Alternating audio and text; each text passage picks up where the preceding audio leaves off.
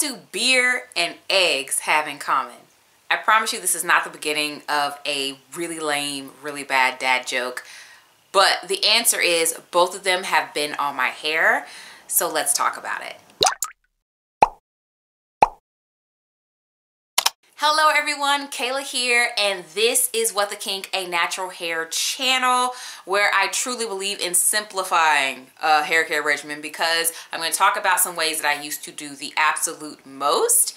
I will put this little caveat here that I'm not trying to talk down on you if you do still do some of these things. I'm just going to share with you what I used to do, what I used to believe, and then what I learned that made me stray away from or turn away from that particular thing. I do also encourage you to do a little bit of research on some of these things before you try to come fight me in the comments, because it is what it is. This is YouTube and those people will come. Let's start off with the beer and the eggs.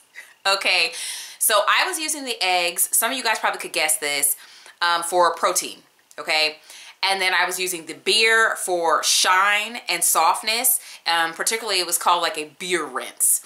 So here's the thing that I learned about eggs. The protein in eggs is much too large to actually penetrate your hair shaft and actually do anything. So that's why whenever you see formulated products, it usually will say hydrolyzed protein. What that means and what happens in that hydrolyzing process is that they are, I think the process is called hydrolysis, but what happens during hydrolysis is the proteins are made small enough so they can do something on your hair.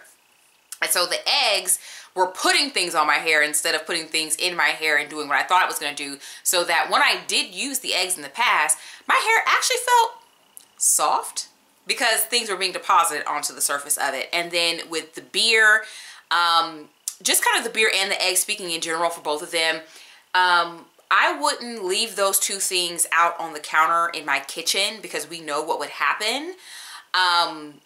But that's essentially what I was doing by putting those things on my hair. I was letting them get the kitchen counter experience, but on my hair.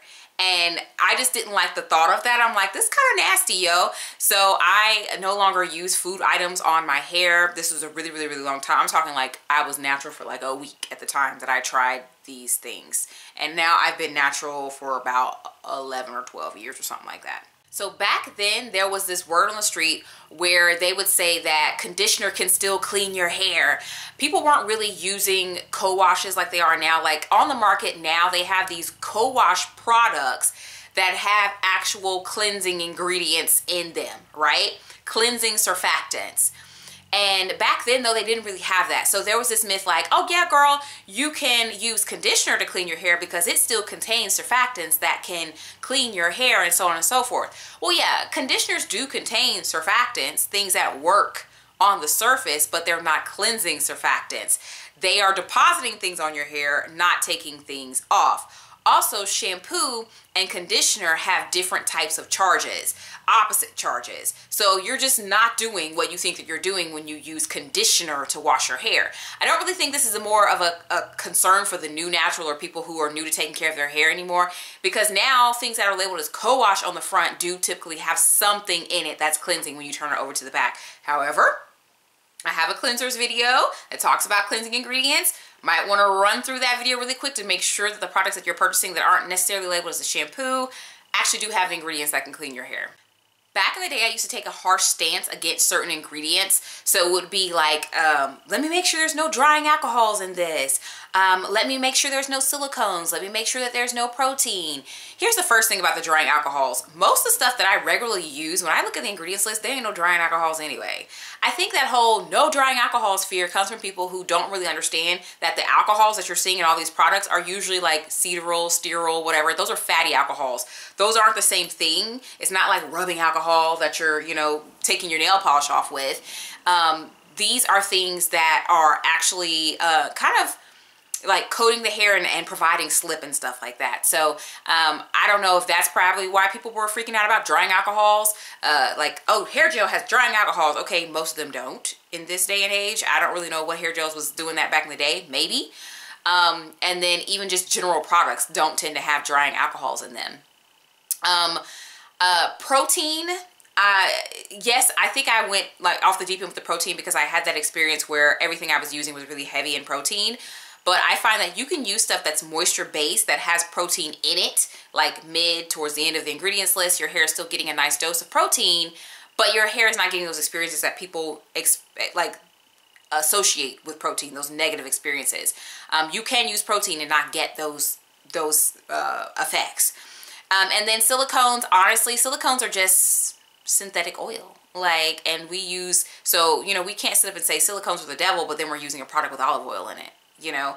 And also I feel like the product formulators formulate these things into products in the right amount and in the right way, that I shouldn't really be worried about it, especially if you're someone who regularly shampoos your hair. Why are you worried about silicones?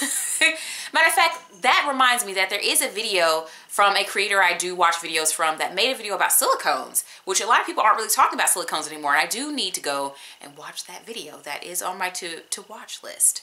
For the longest, I avoided detangling tools. I believed that I could still effectively finger detangle my hair and get like the same results as when I use a tool. I felt that doing this would help me mitigate breakage. And so for quite some time, it wasn't even like, oh, finger detangling is best. It was me full on like hardcore avoiding the tools, like fear of the tool. And I know some of you guys are probably like, what? We be seeing you run a brush through your hair on a regular basis. What you mean? But you know what happened? I started to develop these locks. Like they were about the size of a pencil and they were round, like a lock.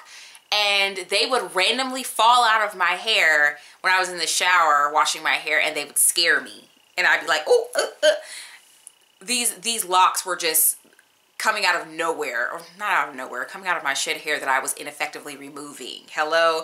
And so I just had this buildup of shed hair, and I did go back to running a brush through my hair. I learned proper technique for using a brush. I think that was definitely something that was lacking before. Matter of fact, I was trying to use wide tooth comb, and I switched to using a brush, learned proper technique for using a brush. And honestly, not a lot of hair comes out of my brush. So I know the brush is not breaking my hair and causing all these issues. However, when I first did the first few detangling sessions after going so long without tool detangling my hair, a lot of shed hair came out.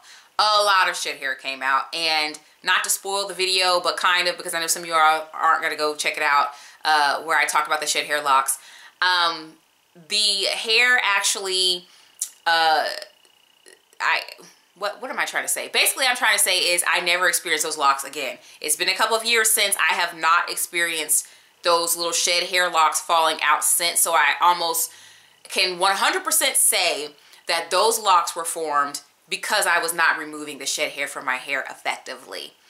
In fact, I'm going to actually share you guys the 2 videos that I mentioned in this video today. I'm going to go ahead and have them over here to the side. Definitely go check them out so you can dive more into my hair myth madness. And then, but no judgment, no judgment. You know, I don't judge me, because we were dealing with what we had, the information that we had at the time. So yeah, learning about the shampoos there, the ingredients that are actually cleansing, and then the shed hair lock situation that I had. Subscribe. I post videos every week, and I'll talk to you in the next one.